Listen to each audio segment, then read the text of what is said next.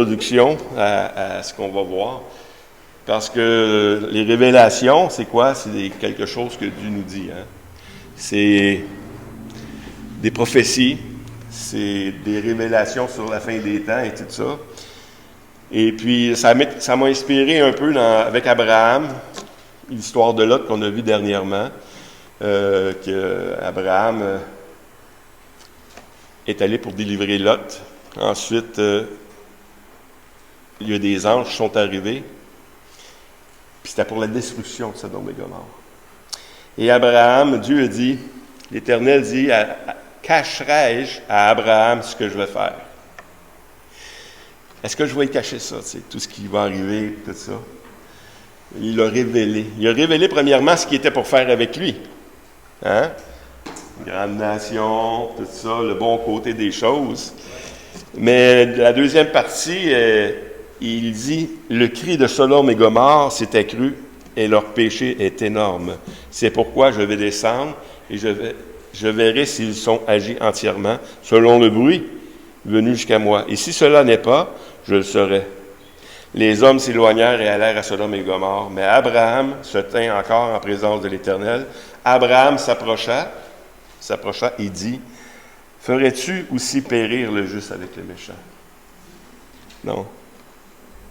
On le voit, il a marchandé avec le Seigneur, 50, il est descendu jusqu'à 10, même, il n'y avait même pas 10, juste, dans cette grande ville-là. Mais l'idée là-dedans, c'est qu'est-ce que va cacher à Abraham, ce que je vais faire. Je vais y révéler. La même chose, l'histoire de Jonas, on ne l'a pas vu la semaine dernière, mais on va voir un peu le livre de Jonas, si vous voulez y tourner. On va voir un peu ce que... J'aime beaucoup cette histoire parce qu'elle nous révèle aussi, c'est un peu la même chose que l'Apocalypse. C'est une révélation. Je vous le dis. On va les avertir. Tu dois dire des choses. Et puis c'est le même but. C'est ça qui est intéressant. Jonas, le chapitre 1, versets 1 à 2, dit la parole de l'Éternel fut adressée à Jonas, fils d'Amitai, en ces mots. Lève-toi, va à Nénive, la grande ville, et crie contre elle, car sa méchanceté est montée jusqu'à moi. La même chose qu'à Nénive, à Sodome et Gomorrhe. La même chose, les mêmes paroles, c'est monté vers moi. On va les avertir. Verset 14. Alors, ils invoquèrent l'Éternel et dirent, parce qu'il s'est passé bien des choses, au lieu d'aller les avertir, il a décidé de ne pas le dire. Pourquoi? Parce que Nénive, c'est une grande ville, et puis c'est des ennemis. Et qu'est-ce qui arrive avec les ennemis? Ben, tu veux quoi? Tu veux du bien pour eux ou tu veux du mal pour eux? Tu veux du mal normalement, selon la chair. Mais l'Éternel avait un autre plan pour eux. Et puis, comme on a vu l'histoire, si vous ne connaissez pas l'histoire, allez lire l'histoire, c'est facile, il y a 4 chapitres de toute façon.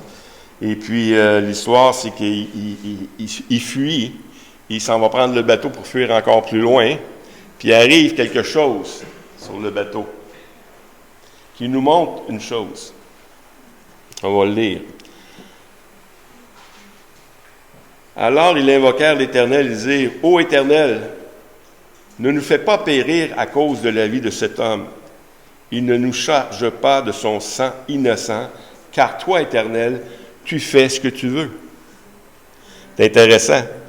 Même les gens du bateau qui connaissaient l'Éternel, ils savaient même que Dieu il fait ce qu'il veut. Premièrement, il a envoyé une tempête. C'est Dieu qui a envoyé une tempête. C'est intéressant de voir, puis c'est important de prendre conscience que Dieu a envoyé une tempête. Puis cette tempête-là, il y a des hommes qui auraient pu périr si Jonas n'avait pas été jeté dans la mer. Verset 4, « Mais l'Éternel, il fit souffler sur la mer un vent impétueux, il s'éleva sur la mer une grande tempête, le navire menaçait de faire naufrage, comme on vient de dire. » Verset Jonas 2, 11, « L'Éternel parla au poisson, et le poisson vomit Jonas sur la terre. » Une autre chose qu'on voit de l'Éternel dans Jonas, c'est que non seulement il fait ce qu'il veut, Il a le pouvoir sur les tempêtes, il a le pouvoir sur les éléments, mais il a le pouvoir aussi de parler aux poissons, de dire « vomis-le sur la terre ». Ça nous montre des choses grandes de l'Éternel. Verset 3, 4 à 5. Jonas fit d'abord dans la ville une journée de marche. Une journée de marche parce que Ninive, c'était immense comme ville.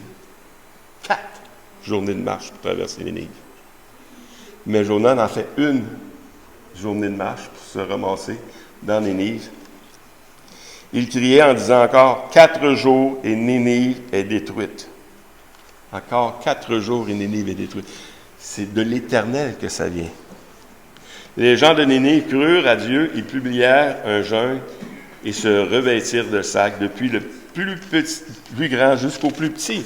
Des choses intéressantes de voir que, à la proclamation de la parole, même quand on proclame que vous allez mourir, ça a tourné le cœur vers l'Éternel et ils se sont repentis. Au lieu de rester ennemis, ouais, tu nous en veux, mais nous autres, on s'en va, tu sais. Tu ne peux pas aller où? Tu vas aller où? Ils se sont convertis. Puis c'est ce qu'il y a des plus à Jonas, verset 4, 1 à 2. Cela des plus fort à Jonas, et il fut irrité. Il l'implora à l'Éternel, il dit, « Ah, Éternel, n'est-ce pas ce que je disais quand j'étais encore dans mon pays? C'est ce que je voulais prévenir en fuyant à Tarsis. Car je savais que tu es un Dieu compatissant et miséricordieux, lent à la colère et riche en bonté, et qui se repent du mal. » Une autre vérité sur l'Éternel. Peu importe la grandeur des menaces, la parole de Dieu, Dieu demeure le même. Il est compatissant. Il veut sauver les gens. Même avec des menaces comme « vous allez mourir », le cœur de Dieu, c'est de sauver les gens. Ézéchiel 33, 11, qui est semblable, il dit « Dis-leur, je suis vivant, dit l'Éternel. L'Éternel, ce que désire, ce n'est pas que le méchant meure, c'est qu'il change de conduite et qu'il vive. Revenez de vos mauvaises voies. Pourquoi mourriez-vous, maison d'Israël? » Donc, on voit encore ici le cœur de Dieu qui est pas le châtiment. Dieu il y a des lois, il y a des châtiments qui viennent, mais Dieu, ce qu'il veut, c'est un cœur repentant. Quelqu'un qui revient à lui. Je n'ai pas pris ces notes-là, mais quand on voit également dans Deutéronome, puis qu'on voit la bénédiction et la malédiction de l'Alliance. C'est la même chose. On voit la malédiction que Dieu appelle « Si tu n'écoutes pas ma voix, voici ce qui va arriver. » C'est terrible ce qui arrive à ceux qui n'écoutent pas la voix de l'Éternel. Mais Dieu la met devant les hommes. Et ça me faisait penser vraiment au livre de l'Apocalypse qui a les mêmes buts. C'est le même Dieu qui proclame des révélations sur la fin des temps. Il dit à ceux qui sont sauvés, ils sont sauvés. Ceux qui sont en train de marcher tout croche, de marcher droite. Ceux qui sont perdus, ce qui vont leur arriver. Mais le même but dans l'Apocalypse, c'est que les gens se repentent. Parce que Dieu veut que les gens se repentent et se convertissent. C'est le même but. Pour nous, les chrétiens, c'est réglé. Dans Jean 15,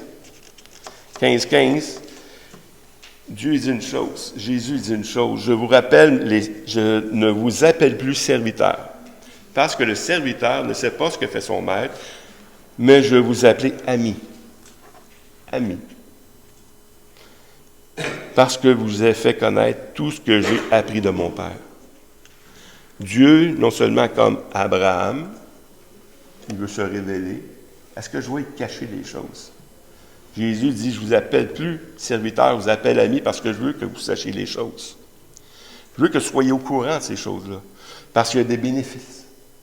C'est bénéfique pour vous de connaître les choses du temps de la fin. C'est bénéfique pour vous de tout connaître le plan de Dieu sur la vie des gens. Il le fait connaître à plusieurs reprises, par exemple en Matthieu 24. C'est un texte qu'on va étudier. On va juste le lire ce matin, mais on va l'étudier en profondeur plus tard pour savoir à quelle époque que ça se situe. Mais dans Matthieu 24, 3 à 11, on nous parle de la fin des temps. C'est une question intéressante parce que même les employés avec qui je travaille, il n'y a aucun croyant dans mon entourage proche, là. Mais quand on parle de la fin des temps, avec qu'est-ce qui arrive, hey, c'est marqué dans la Bible tout ce qui s'en vient, hein? Je dis oui, c'est marqué.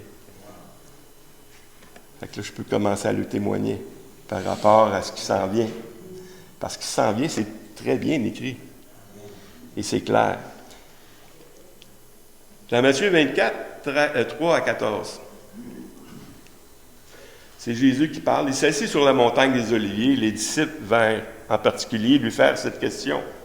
« Dis-nous, quand cela arrivera-t-il? À quel signe ton avènement est de la fin du monde? » Jésus leur répondit, « Prenez garde que personne ne vous séduise, car plusieurs viendront sous mon nom. » Déjà, un avertissement. Il y a des gens qui vont se faire passer pour moi. Ils vont prendre mon nom. Ils vont faire des choses. En disant, c'est moi, je suis le Christ. Ils séduiront beaucoup de gens. Vous entendrez parler de guerre, de bruit de guerre. Gardez-vous d'être troublés. Il va y avoir des guerres. Il y a eu des guerres déjà. Mais il y a toutes sortes de guerres. Des guerres de pouvoir, des guerres horribles. Mais ici, Jésus dit une chose. Gardez-vous d'être troublés. Pourquoi gardez-vous d'être troublés? Parce que ces choses-là, il faut qu'elles arrivent de toute façon. Puis vous, c'est déjà réglé, votre situation. Si votre situation est déjà réglée, pourquoi on se troublerait avec ce qui s'en vient? Gardez-vous d'être troublés, car il faut que ces choses arrivent. Mais ce ne sera pas encore la fin. Une nation s'élèvera contre une nation et un royaume contre un autre royaume. Il y aura de divers lieux, des famines, des tremblements de terre. Tout cela ne sera que le commencement des douleurs. Alors, on vous livrera au tourment. Là, ça commence à être plus raide un peu. On vous livrera au tourment. On vous fera mourir. Et vous serez haïs de toutes les nations à cause de mon nom. Alors, ainsi plusieurs succomberont. Ils se trahiront, se haïront les uns et les autres. Plusieurs faux prophètes s'élèveront. Ils séduiront beaucoup de gens. Et parce que l'iniquité sera accrue, la charité du plus grand nombre se refroidira. Ça veut dire qu'il y a moins de feu de l'Église. L'esprit est moins là. La chaleur des chrétiens est moins là. C'est un signe. Mais celui qui persévérera jusqu'à la fin sera sauvé. Cette bonne nouvelle du royaume sera prêchée dans le monde entier pour servir de témoignage à toutes les nations. Alors viendra la fin. Donc la fin s'en vient. Comme j'ai dit la semaine passée, c'est proche. On est dans un temps de sanctification de l'Église. Les vrais, les faux, une distinction. Ceux qui obéissent et ceux qui n'obéissent pas, une distinction. Donc, c'est des passages qu'on va étudier plus profondément. Là, je fais juste la lecture parce que c'est des passages que, soit dépendamment de quel arrière-plan vous êtes, ici, il y a des gens qui sont pré-1000. J'ai toujours été enseigné dans une connaissance pré-1000 de l'avenue du Seigneur. Est-ce qu'il y en a ici qui sont à 1000? N'ayez pas honte. Non. Est-ce qu'il y en a qui ne savent pas c'est quoi après 1000 à 1000? Bon, c'est bien. C'est bien. Ouais, c'est ça. C'est Clermont des Chênes dit souvent. Il dit, je ne sais pas si on est près 1000 ou à 1000, mais je sais qu'on n'est pas 1000. Fait que... Donc, c'est des distinctions importantes de voir dans la parole de Dieu, des textes qu'on va étudier dans les prochaines semaines. Parce que, selon l'interprétation que vous avez, vous allez définir ce qui s'en vient. Hein? Et puis, la semaine prochaine, qu'on va faire, on va définir davantage le livre de l'Apocalypse. Comment qu'il est divisé premièrement. Et le livre de l'Apocalypse, c'est des révélations, c'est encore quelque chose, c'est un dévoilement des choses cachées, qui n'était pas là avant. Hein? Dans la Bible, on voit souvent des choses comme ça qui sont cachées. Par exemple, quand c'est caché, vous connaissez Pierre, Jean-Jacques, quand ils vont sur la montagne, ils voient quelque chose sur la montagne de la Transfiguration. Comme ils descendaient de la montagne, Jésus leur donna cet ordre, ne parlez à personne de cette vision jusqu'à ce que le Fils de l'homme soit ressuscité des morts. Donc, c'était révélé pour eux, ils l'ont vu. Mais Jésus leur dit carrément de ne pas parler de ces choses-là tout de suite. Il y a des raisons. Je ne sais pas pourquoi, mais il y a des raisons. Dans Actes 1, 14, 4 à 7, Acte 1, 4 à 7, comme s'il se trouvait avec eux, il leur recommanda de ne pas s'éloigner de Jérusalem, mais d'attendre que le Père, ce que le Père avait promis. Ce que je vous ai annoncé, leur dit-il, car Jean a baptisé d'eau, mais vous, dans peu de jours, vous serez baptisés du Saint-Esprit. Alors les apôtres réunis lui demandèrent, Seigneur, est-ce à ce temps que tu rétabliras le royaume d'Israël? Il leur répondit, ce n'est pas à vous de connaître le temps ou les moments que le Père a fixé de sa propre autorité. Ce n'est pas à vous. C'est intéressant, ça aussi, de voir ces passages-là. C'est-à-dire, c'est des choses que Dieu veut nous révéler les choses. Hein? Dieu ne veut pas nous cacher les choses. Mais il y a un temps pour chaque chose. On appelle ça des révélations progressives. Quand tu vas dans l'Ancien Testament, tu as une révélation de Jésus-Christ, c'est progressif jusqu'à la connaissance parfaite de Christ. Mais il y a des choses qui sont cachées quelquefois. Des choses qui ne doivent pas être dites quelquefois.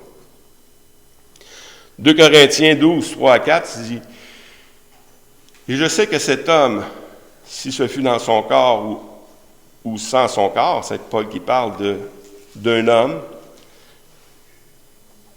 sans son corps, je ne sais, Dieu le sait, fut enlevé dans le paradis et qu'il entendit des paroles ineffables qu'il n'est pas permis à un homme d'exprimer. » C'est des choses grandes.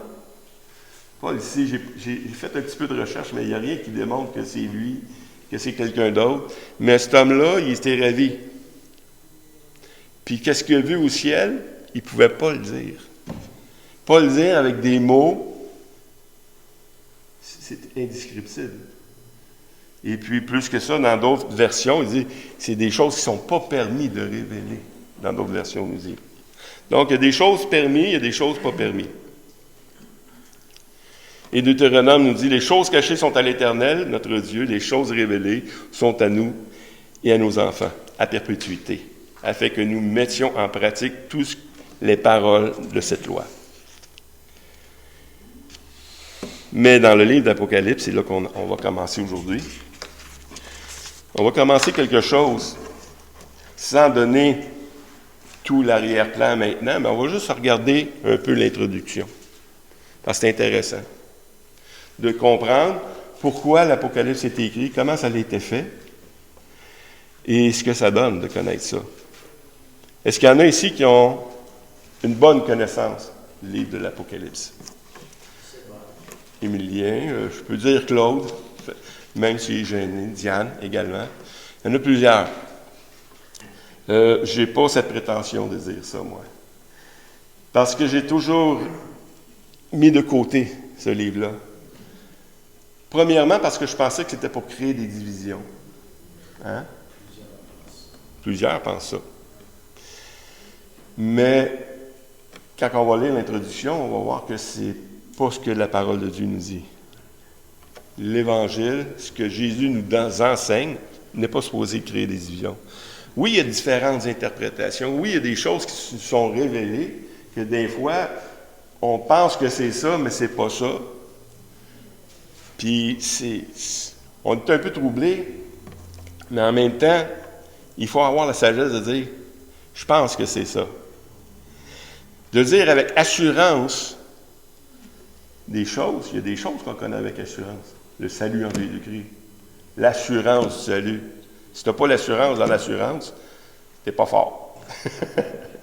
Il y a des choses qu'on croit avec assurance. Mais il y a des choses révélées des fois qu'on espère vraiment que c'est ça. Et comme beaucoup d'entre vous, j'ai été élevé avec une arrière-pensée pré-mille. Hein? Et puis, pour moi, c'était facile. Les autres choses, je rejetais. Mais quand j'ai commencé l'université, à l'université, tu apprends les différentes doctrines, les différentes positions. Puis là, tu te dis, ça a l'air pas pire. T'sais? Puis d'autres, là, ils reviennent avec le pré-mille. Puis là, ça c'est bon, ça c'est bon. Puis là, il y en a d'autres qui t'enseignent avec le A1000. Ça aussi, c'est bon. Ça. Mais maintenant, tu n'es plus capable de dire, es-tu pré-1000 ou à 1000? T'sais? Dans ma doctrine, je suis pré-1000. Mais il y a des choses à 1000 aussi qui sont intéressantes à l'étudier. Fait que soyez pas choqués si j'arrive avec des choses à 1000 pour ébranler aussi un peu votre foi, tu sais. Pré-1000, oui, Émilien? Pourrais-tu juste un petit peu définir c'est quoi à 1000? Oui. Il y en a qui disent post-1000 aussi. Il y a post-1000 aussi, oui. Il y en a plusieurs, mais moi, je vais me concentrer plus sur ces deux positions-là. Même dans ces deux positions-là, il y a il y a des variantes aussi. Mais pré-1000, c'est quelque chose que je voulais le faire la semaine prochaine, mais je peux le faire maintenant. Un petit peu, OK. Pré-1000, c'est quelque chose qu'on dit que premièrement, l'Église va être enlevée. OK? Après ça, il va y avoir 2 périodes de 3 ans et demi, donc une période de 7 ans, où il va y avoir beaucoup de tribulations sur la terre. Mais avant ces 7 ans-là, l'Église est enlevée et le Seigneur vient sur les nuées, il nous enlève et on s'en va avec lui dans le ciel. Pendant ces 7 ans-là, il y a des tribulations sur la terre pour principalement la conversion des Juifs. OK? Et après ça, l'Église revient avec le Christ régner sur la terre pendant 1000 ans. Donc, on est enlevé, pré-1000, on est enlevé avant le 1000 ans. Puis après le 1000 ans, Satan est déchaîné. Pendant le 1000 ans, Satan est enchaîné. Puis après le 1000 ans, il est déchaîné, puis il y a la Grande Guerre, qu'on appelle l'Armageddon également. Puis la terre est détruite et on s'en va habiter sur une nouvelle terre. OK? Mais là, je vous le dis en gros, mais c'est plus que ça. Là, ça, c'est pré-1000. Ça, c'est pré-1000. À 1000, c'est plus que le millénium a commencé déjà. On est dans le millénium. Encore une fois, comme je vous dis, il y a des variantes. Il y en a qui pensent que c'est quand Christ est ressuscité, à la croix, est ressuscité, il y a la victoire, le règne de Dieu est établi. Et dans le sens qu'il n'est pas établi d'une manière mondiale, il est établi dans le cœur de chaque croyant. Et les persécutions, les grandes persécutions, parce que là, c'est beaucoup élaboré, mais les périodes de 7 ans et demi, de 7 ans, c'est-à-dire les 2 périodes de 3 ans et demi, on est encore dedans. OK? Et puis, on subit les persécutions. Les premiers chrétiens ont subi des persécutions. Et je crois qu'on va subir encore des persécutions. Et plus la fin, jusqu'à temps que le Seigneur revienne, ça va en amplifiant. OK? Et puis, c'est aussi une discussion entre les chiffres 7, les chiffres 4, les chiffres 10, et également le 1000 ans. 1000 ans, c'est quoi? Pour les pré-1000, 1000 ans, c'est 1000 ans. Tu ne peux pas... quand on dit 1000 ans, c'est 1000 ans. Mais quand on dit, par exemple, que 1000 ans, c'est une longue période de temps. Fait que c'est indéfini, et ainsi de suite. Donc, il y a des choses qui sont contre une. Par exemple, oui, mais pendant le 1000 ans, on nous a dit que Satan est enfermé et enchaîné. Est-ce qu'il est enchaîné présentement?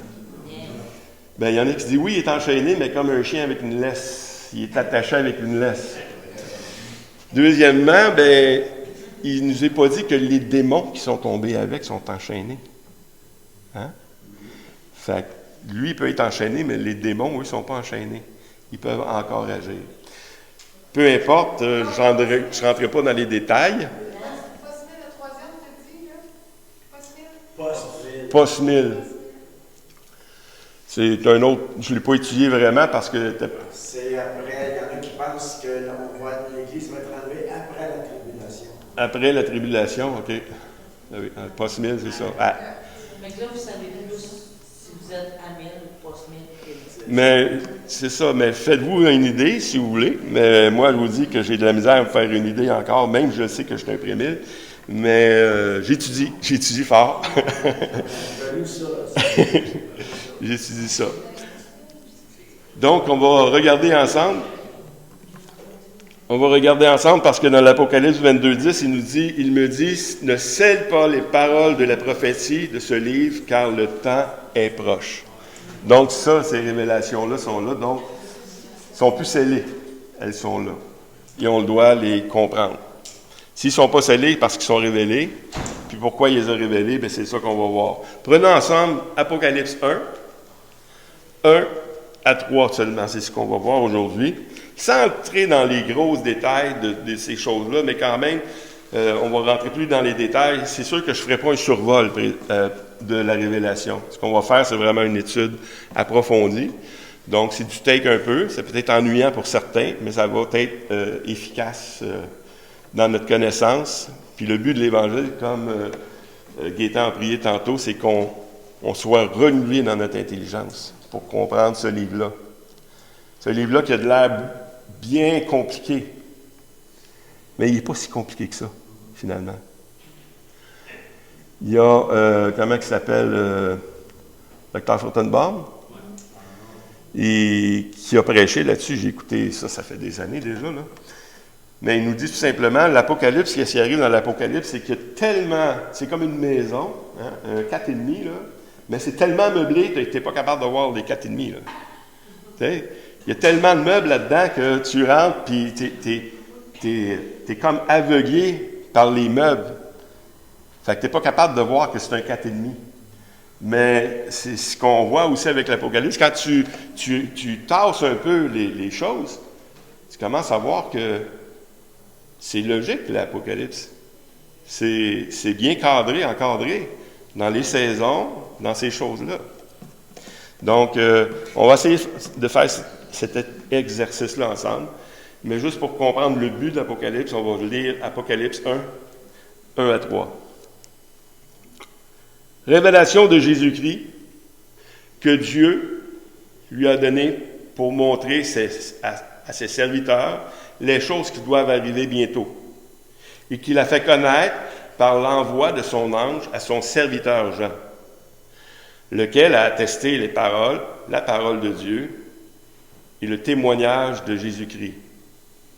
Tout ce qu'il a vu, heureux celui qui lit et ceux qui entendent les paroles de la prophétie et qui gardent les choses qui sont écrites, car le temps est proche. Déjà là, c'est très, très positif. C'est très positif. Révélation de qui? C'est de Jésus-Christ. On sait que les autres livres du Nouveau Testament ils ont été écrits sous l'inspiration de l'Esprit. Mais l'Apocalypse, c'est comme si Jésus disait à Jean, viens ici. Faut que je te voie, puis il faut que je te l'explique clairement. Non seulement il faut que je te l'explique, mais il faut que tu le vois. C'est intéressant parce que Jean, souvent, il écrit des choses comme ça. Il dit, ce que nous avons vu et entendu, nous l'annonçons à vous aussi. Hein? Pour que vous soyez en communion avec nous, notre communion est avec le Père et avec le Fils. Donc, Jean avait un lien particulier, premièrement, avec le Seigneur. Je crois que c'est lui qui était le disciple que Jésus aimait. Déjà, il faisait partie des trois, Pierre, Jean, Jacques. Quand il y avait des choses grandioses qui se produisaient, il prenait Pierre, Jean, Jacques. Mais en plus, il y avait Jean. il y a Paul aussi par la suite, mais pendant le ministère de Jésus sur la terre, c'était ces trois-là, plus Jean, que Jésus aimait. Donc, il y avait une relation particulière, puis même les disciples, ils disaient « Mendie, tu sais. Toi, il va te répondre. » Au lieu de demander au Seigneur Jésus, envoyez Jean. Tu sais. Fait que, mais on voit aussi que Jean il est souvent là avec Pierre. Une autre fois, dans l'acte 4, quand ils vont se faire mettre en prison, puis ils se font interdire de parler au nom du Seigneur Jésus. Pierre et Jean leur répondit, « Jugez les justes devant Dieu et de vous obéir plutôt qu'à Dieu, car nous ne pouvons pas parler de ce que nous avons vu et entendu. » Vu et entendu. C'est quelque chose qui est particulier à Jean. Donc, révélation de Jésus-Christ, c'est Jésus-Christ lui-même qui appelle Jean, qui donne ces révélations-là. Et pourquoi? Et que Dieu lui a donné pour montrer à ses serviteurs les choses qui doivent arriver bientôt. Donc, toute la révélation, tout l'Apocalypse a été donné à ses serviteurs pour qu'ils doivent savoir ces choses-là, pour qu'ils puissent comprendre ces choses-là. Et qu'il l'a fait connaître par l'envoi de son ange. Ça, c'est un autre terme qui vient souvent dans l'Apocalypse. Tantôt, ça définit quelque chose, tantôt autre chose, mais c'est quand même l'envoi de quelqu'un à son serviteur Jean, lequel, Jean, a attesté les paroles de Dieu et le témoignage de Jésus-Christ, tout ce qu'il a vu. Il a vu des choses. Et puis c'est là qu'on voit que le style littéraire de l'Apocalypse, c'est intéressant ça aussi, de voir que c'est pas quelque chose de nouveau. Quand on écrit un livre, il y a un style. Soit historique, tu comptes quelque chose, ça raconte quelque chose dans un développement dans le temps, une histoire. Mais ici, le style littéraire, c'est apocalyptique. Ça veut dire que ça démontre quelque chose, comme on a dit tantôt, quand tu vas au ciel, il y a des choses que tu vois qu'il n'y a pas de mots. Donc, tu es obligé de prendre d'autres choses. Puis Jean, ce qu'il connaissait, lui, c'est l'Ancien Testament.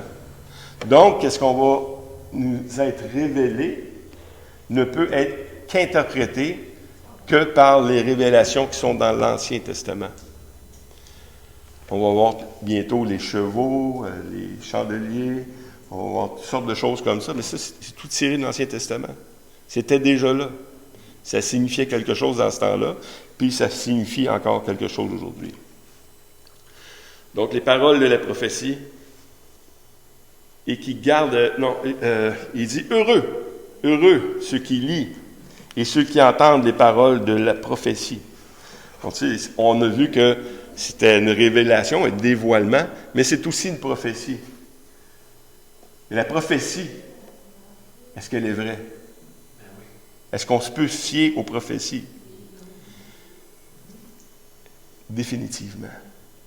Vous voulez savoir si un prophète dit la vérité, c'est les choses qui s'accomplissent. Tout ce que Dieu a prophétisé, tout ce qui était prophétisé de Dieu, parce qu'il y a des faux prophètes qui ont prophétisé des mensonges. Mais c'est la preuve que qu'est-ce qui est prophétisé ici va s'accomplir certainement. Mais il dit ici « heureux ».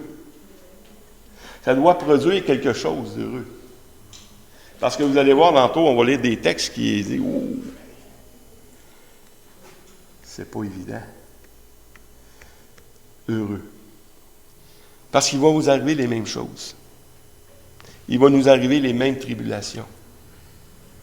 Puis les lettres qui ont été écrites, tout ça, on va voir dans les prochaines semaines et les prochains mois, des lettres qui ont été écrites aux églises. C'est des églises qui ont existé réellement. Il y en a 7. Mais le 7, dans la Bible, définit quelque chose. Non seulement il y a 7 églises, mais le 7 définit aussi que ça s'attribue à tous les autres. C'est la plénitude. Donc, il y a des chiffres de même qu'on va étudier aussi, qui est intéressant de savoir. Moi, je ne connaissais pas tellement ça, honnêtement. Claude, lui, il connaît ça en masse. Donc, je ne serais peut-être pas nécessairement le meilleur pour vous expliquer ces choses-là, mais c'est important pour moi de l'étudier pour bien vous l'expliquer également. Et puis, l'interprétation de l'Apocalypse a une fin heureuse. C'est ça qui est intéressant. C'est pour ça qu'il dit « heureux ». Ceux qui entendent la parole de la prophétie et qui gardent ces choses qui sont écrites, car le temps est proche. Ça s'en vient. Et c'est important de savoir ce qui s'en vient parce que ça va produire quelque chose dans nos vies. Un comportement. Ça va nous stimuler à accomplir des choses qu'on ne peut pas âger le temps. Le temps est proche. On doit accomplir notre mission. Et cette mission-là, ben, c'est d'annoncer aux gens, écoute, tu vas aller où? Qu'est-ce qui va arriver? Tu ne veux pas vivre ça. Ça va être des choses terribles qui s'en viennent. Mais ces choses terribles-là, la consolation, c'est que toi, tu vas en être épargné. Toi qui es chrétien, tu vas peut-être subir des choses. Mais peu importe la chose que tu vas subir, tu vas avoir une force, tu vas avoir une puissance, tu vas avoir une consolation que les autres n'auront pas. Tu ne subiras pas la seconde mort, comme il est écrit dans l'Apocalypse. Donc, je ne veux pas aller plus loin que ça parce que déjà le temps est passé, mais je veux juste vous donner l'eau à la bouche. Et j'espère que ça va être intéressant pour chacun de nous, pour qu'on puisse aller rechercher dans ces études-là quelque chose qui est encourageant pour nous, puis qui est d'actualité. Hein? On va voir avec les fléaux qui s'en viennent, on va voir avec les choses qui sont écrites là-dedans, combien c'est d'actualité ces choses-là. C'est sûr que c'est quelque chose qu'on ne doit pas interpréter avec notre actualité, premièrement. Mais notre actualité rentre dedans à 100 000 à l'heure, pareil. Donc, c'est un gros défi que je me donne, parce que je me suis donné, au début du ministère, de prêcher tout le conseil de Dieu, du moins le Nouveau Testament. Déjà là, on est obligé d'aller dans l'Ancien Testament pour expliquer le Nouveau Testament, c'est sûr. Mais au moins de tout passer les livres du Nouveau Testament pour bien les expliquer, pour bien les vivre. Puis on a vu que cette révélation-là, c'est de Jésus-Christ. S'il l'a donnée à l'Église, c'est parce qu'elle est importante. Importante pour notre conduite, premièrement. Parce que notre vie doit produire quelque chose. Définitivement, pour la gloire de Dieu. Amen? Amen. Amen. Des questions, Claude? Pas une question, mais c'est que une minute qui était après le défaire, et puis je manque pas avoir un rendez-vous. Tous les rendez-vous étaient en octobre, novembre, par même. Fait que là, je dis au Seigneur, je dis, tu peux me donner une carte? Fait que, on parle, ça en va pour parler de ça à des compagnies qui font qui travaillent sur les lignes. Fait que là, la madame a dit, ouais, j'ai une place. Elle a dit, vendredi prochain, ça dit quelque chose. Tu te comprends? Oui. Et là, je m'en vais là, puis quand j'ai rencontré le touriste, il regarde ma feuille et il dit, waouh, as-tu vu 77? Mon oncle, hey, je suis parfait. Comme ça, j'ai connu le monsieur, et lui aussi, il est descendant chrétien, parce qu'il connaissait toutes les choses vraiment. C'était comique de voir ce rapport que j'ai eu avec le monsieur, puis vraiment, on s'est dit, hein, puis on dit, à bientôt. C'est bien, c'est bien. Parce qu'on a des bénédictions de même qui nous emmènent vers d'autres bénédictions, des occasions de témoigner de l'Évangile.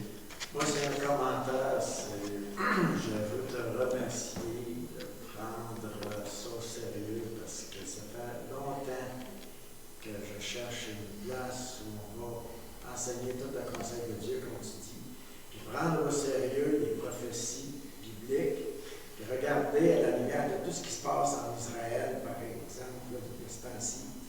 Quand on regarde tout ce qui se passe dans le monde, on voit à quel point le Seigneur est proche de revenir. C'est important, comme je te dis, ça faisait longtemps que je cherchais une place où on enseignerait ça. Puis là et moi, on a pris la décision, on aimerait ça faire partie de cette Église. On aimerait ça s'intégrer, on aimerait ça devenir membre de l'Église. Ah, bonne nouvelle, merci. Ouais, on aimerait ça parce que le petit nombre qu'on est, je pense qu'on cherche tous la même chose. On aime le Seigneur, on veut lui plaire. Puis comme tu disais tantôt, c'est le temps de se sanctifier là, de plus en plus, parce que le Seigneur est avec de revenir.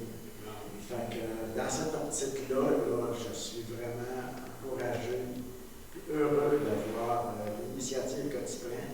Et ma prière, c'est que le Seigneur te protège, qu'il te fasse du bien, puis qu'il t'aide à comprendre, puis qu'il nous aide à travers ce que tu vas nous enseigner à comprendre son amour, puis comprendre à quel point c'est important, comme tu disais tantôt aussi, d'annoncer l'Évangile à ceux qui ne connaissent pas encore le Seigneur. Oui, tout l'Évangile. Donc, est-ce que j'ai juste Émilien qui peut prier pour moi ou il y en a d'autres qui peuvent prier pour moi? J'aimerais que l'Église prie pour moi. Je vous le dis, c'est un gros défi pour moi. Là. Je sors de ma zone de confort présentement. On a tous besoin de le soutenir. On a besoin de le soutenir, de prier pour sa protection. Sa protection sur lui, sur sa famille, ses biens, parce qu'il va être attaqué, il risque d'être attaqué. Ouais. Ben, priez pour moi. Amen. Et bonne semaine. Mercredi, l'étude biblique. On va la rappeler tout de suite. On va prier tout de suite. Ben, priez donc pour moi tout de suite. Ouais. Allez-y. Alors, Seigneur, moi, je veux te remercier, Seigneur. Je veux te remercier de tout mon cœur pour mon frère Sylvain, que je veux appeler Pasteur Sylvain, parce que je vois son cœur, Seigneur, je vois son désir de te plaire, son désir d'enseigner toute ta parole. C'est un désir que j'ai dans mon cœur depuis longtemps. Et comme il a dit dans l'introduction, il y en a plusieurs qui ne veulent pas enseigner ça parce qu'ils ont peur de la division. Il y en a qui ont peur de toutes sortes de raisons. Puis je suis content. Je te demande, Seigneur, de protéger mon frère Sylvain. Je demande de protéger Claude. Je demande de protéger sa famille. Je demande de protéger ses biens, Seigneur. On met une aide de protection, Seigneur, autour de lui, autour de sa famille, autour de notre Église, Seigneur. Merci, Seigneur, pour notre cher pasteur et notre Église. Bénis-nous tous ensemble, Seigneur. C'est dans le nom glorieux, majestueux, victorieux de Jésus qu'on prie. Amen. Amen. Amen. Merci, merci.